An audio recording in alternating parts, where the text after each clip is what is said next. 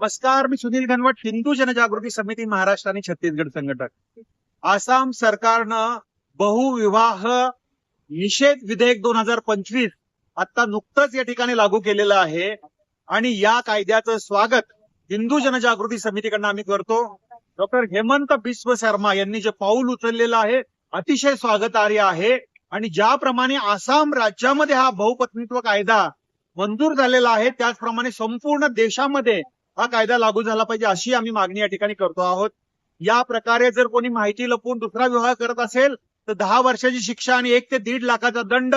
या संदर्भात जे मधले लोक असतात, काजी असेल, एखादा पुजारी असेल, पालक असतील, यांनी जर ही माहिती लपवली तर त्यांना सुद्धा कठोर शिक्षेची तरतूद याच्यामध्ये करण्यात आलेली आहे. निश्चितपणे या कायद्यामुळं महिलांचे अधिकार, त्यांचे हक्क आणि त्यांच्या सुरक्षा या ठिकाणी अबाधित राहतील आणि अशा प्रकारे जर कोणी गुन्हा केला तर त्यांच्या सरकारी योजना, त्यांच्या मतदानाचा अधिकार या सर्व गोष्टींपासून किंवा सरकारी नोकरींपासून त्यांना वंचित ठेवावं लागेल किंवा ठेवण्यात येईल. अशा प्रकारचा हा कायदा जो केला अत्यंत स्वागतार्ह आहे.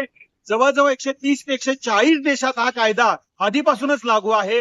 या ठिकाणी तुर्की असेल, स्वीडन असेल, ऑस्ट्रेलिया असेल, जर्मन असेल, स्पेन असेल, जपान असेल, या सर्व देशांमध्ये हा कायदा लागू आहे.